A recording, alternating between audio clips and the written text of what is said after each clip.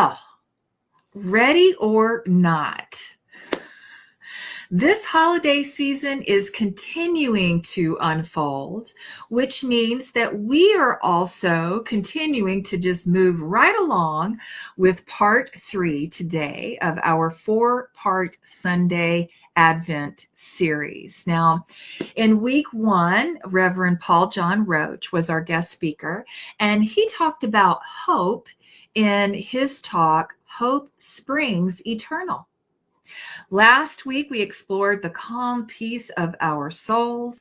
And this morning, we're going to spend some time with one of everybody's favorite topics, love, in my talk titled, The Greatest of These is Love.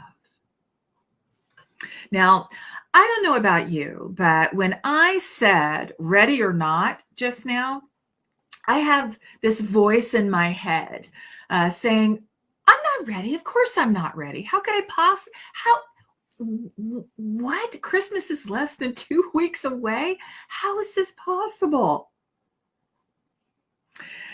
And so, because I know that we have some parents watching with us, I want to share a quick story with you about 2 young siblings, Aiden and Rosa, who were spending the night with their grandparents just a couple of nights before Christmas. Well, when it came time for them to go to bed, they wanted to do the right thing and make their grandparents proud. So they knelt down to say their prayers. And out of the blue, Aiden starts speaking in a really loud voice. And he says, "Dear Lord, please make Santa bring me a drum set, a mountain bike, and a telescope." Well, Rosa leans over and she says, "Why are you shouting? God isn't deaf." And Aiden says, "I know that, but Nana is."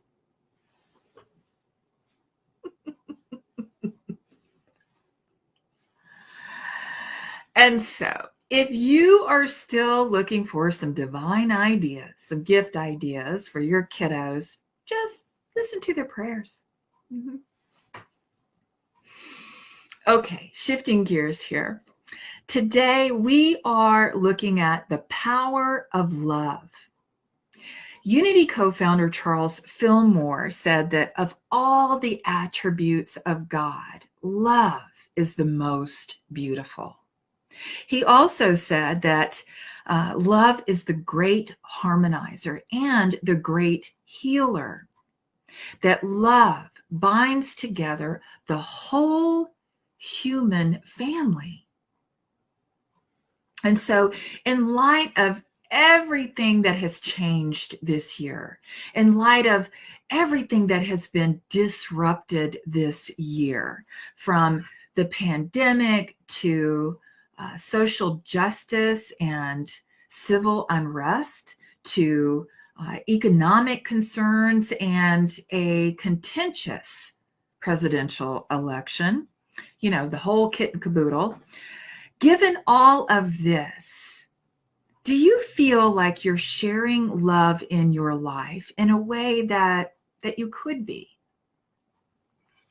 In a lot of ways, the holidays seem to give us permission to be a little bit more kind and compassionate and loving, right?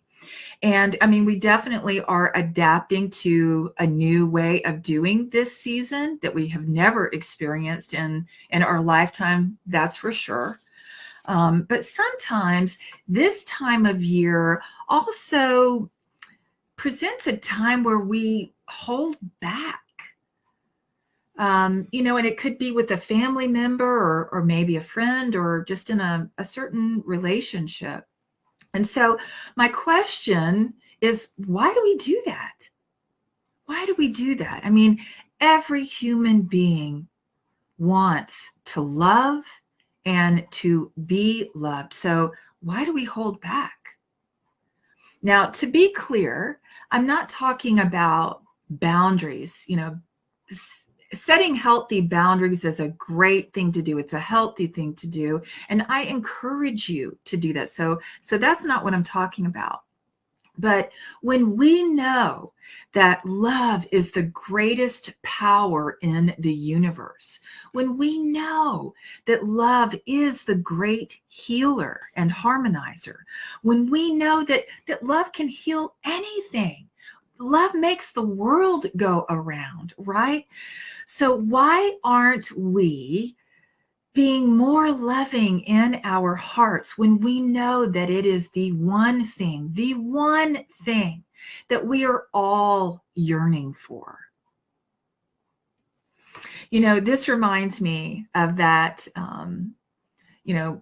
one of the best known chapters in the entire Bible comes from the Apostle Paul's letters to the Corinthians. And so here's what he wrote in chapter 13 of 1 Corinthians. And many of us are familiar with this, right? Which is why it's so beautiful and so powerful. So I encourage you to listen with new ears, okay? Love is patient. Love is kind.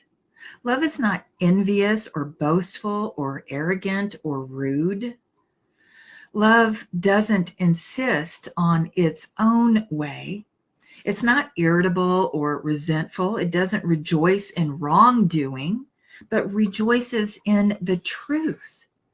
It bears all things, believes in all things, hopes all things, endures all things. Love never ends. Paul goes on to write that there are three things that remain: faith, hope, and love. And the greatest of these is love. And so I want to circle back now to that idea about boundaries, because some of this, quite honestly, can be a bit tricky. You know, scripture says love bears all things, believes all things, hopes all things, but this does not mean that just anything goes. It means that love recognizes love. Love recognizes love. Even in the darkest of moments, love recognizes love. You know, darkness is really just the absence of light, which is why when you turn on the light, the darkness simply disappears. And so one of the ways that we can turn on the light is to be willing to be real with each other. Now, if this pandemic has taught us anything, it is that life is precious. You know, some people say life is short. That is not my affirmation. Life is short is not my affirmation. Life is precious is my affirmation. And so we don't need to be wasting time on frivolous activities. Now, just the word frivolous probably conjures up a few things happening in current events, I'm sure. We need to be real. We need to be real with ourselves and with each other. Now, this makes me want to break into that disco song. Do you remember that one, Got to Be Real by Cheryl Lynn? Does anybody remember that song? Come on, somebody. Cheryl Lynn, do you remember? Okay, I won't break into that song, but it is what I want to do. Instead, though, I am going to share with you a piece from one of the most beloved stories, The Velveteen Rabbit. So settle in and take this in. What is real? Asked the rabbit one day when they were lying side by side. Does it mean having things that buzz inside of you and a stick-out handle? Real isn't how you're made, said the skin horse. It's a thing that happens to you. When a child loves you for a long, long time, not just to play with, but really loves you, then you become real. Does it hurt? Asked the rabbit. Sometimes, said the skin horse, for he was always truthful. When you are real, you don't mind being hurt. Does it happen all at once, like being wound up? Asked the rabbit, or bit by bit? It doesn't happen all at once, said the skin horse. You become. It takes a long time. That's why it doesn't happen often to people who break easily or have sharp edges or who have to be carefully kept. Generally, by the time you're real, most of your hair has been loved off, your eyes drop out, and you get loose in the joints and are very shabby.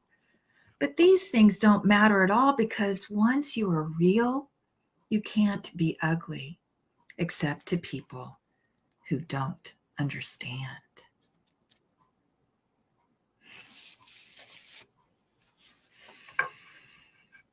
And so we really do owe it to ourselves and to the people that we love in our lives to be real, right?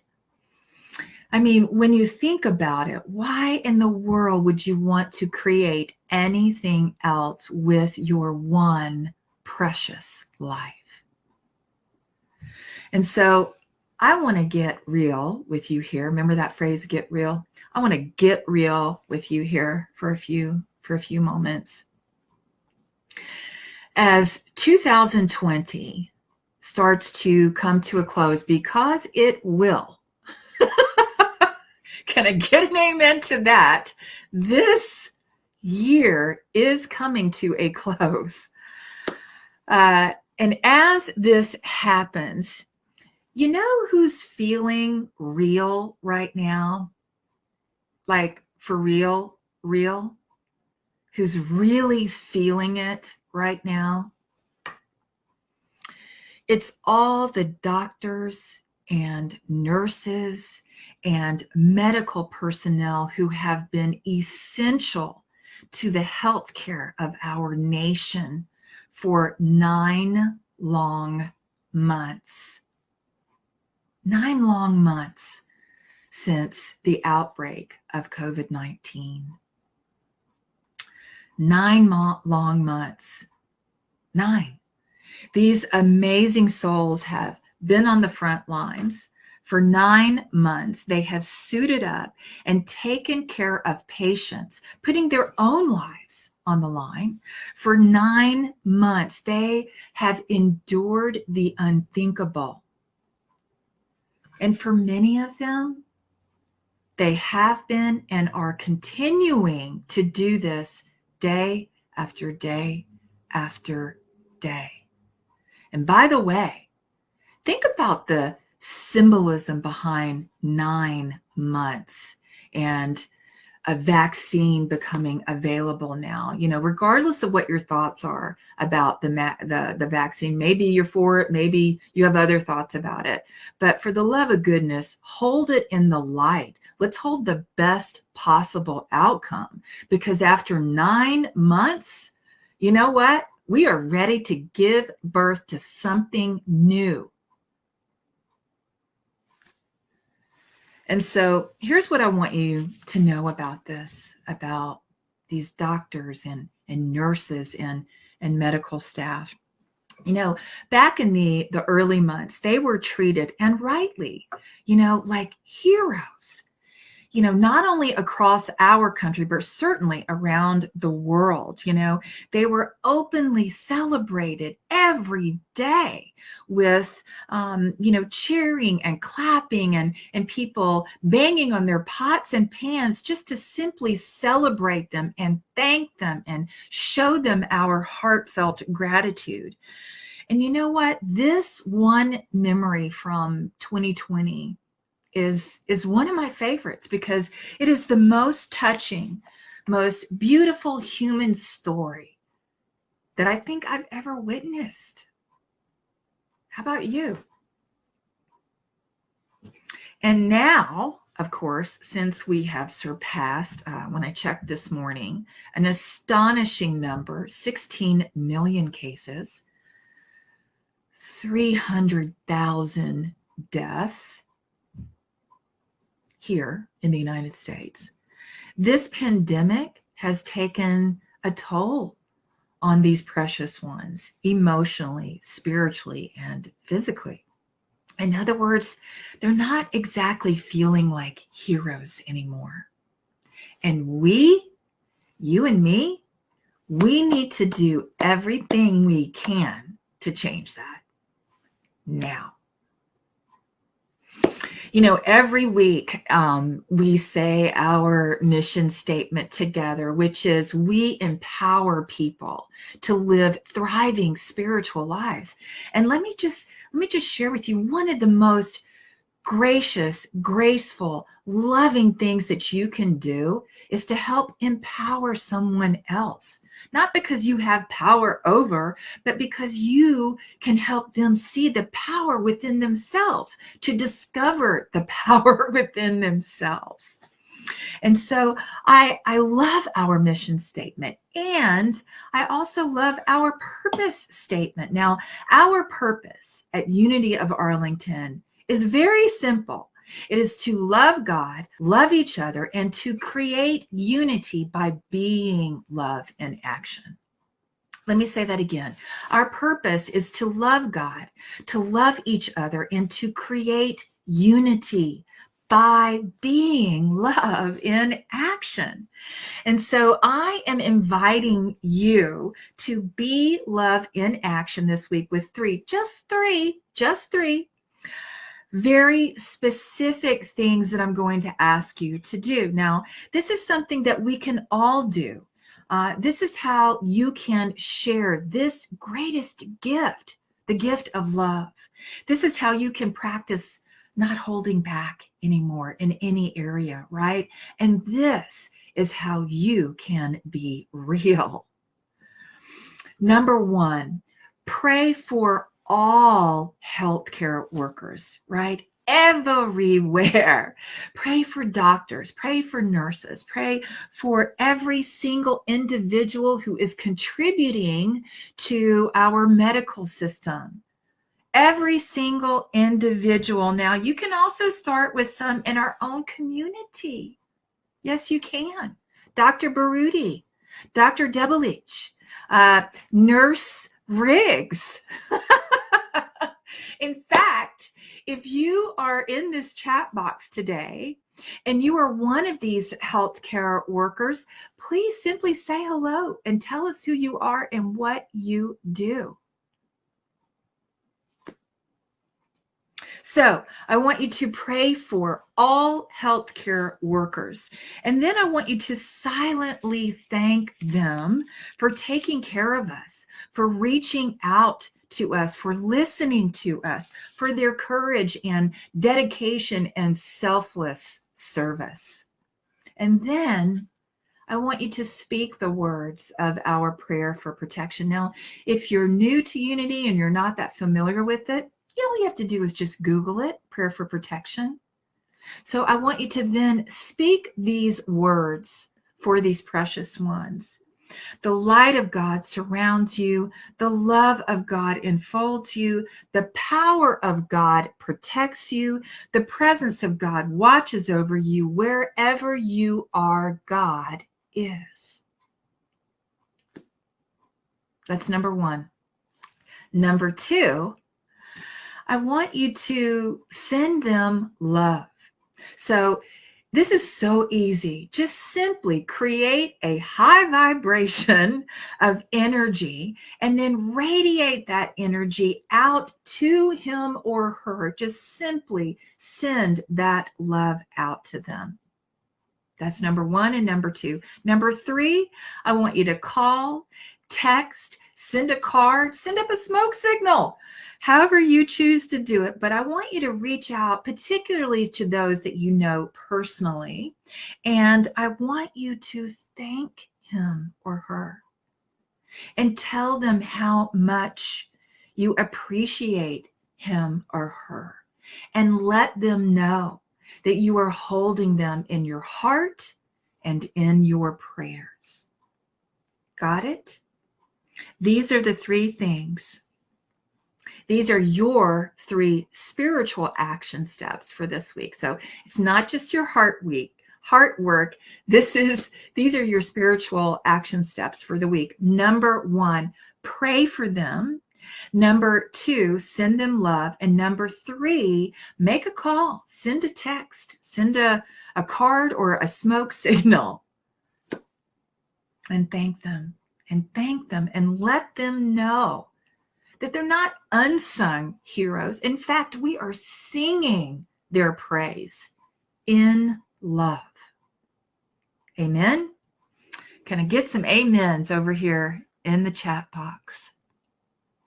Yes. Yes, yes, yes. Thank you, thank you, thank you. Now, I just want to leave you with this idea, this divine idea. You know, the only love that you will ever know is the love that you allow.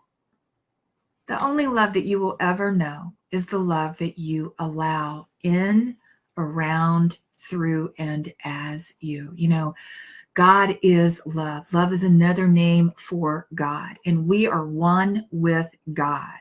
So you are the very presence of love in how you show up in your life and in this world. So I want to leave you. This is one of my favorites. It is a beautiful rendition of 1 Corinthians 13. This is called the Christmas version, and it was written by Sharon Janes.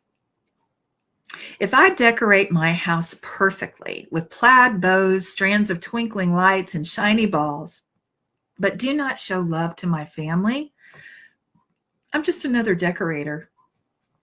If I slave away in the kitchen, baking dozens of Christmas cookies, preparing gourmet meals, and arranging a beautifully adorned table at mealtime, but do not show love to my family, I'm just a cook.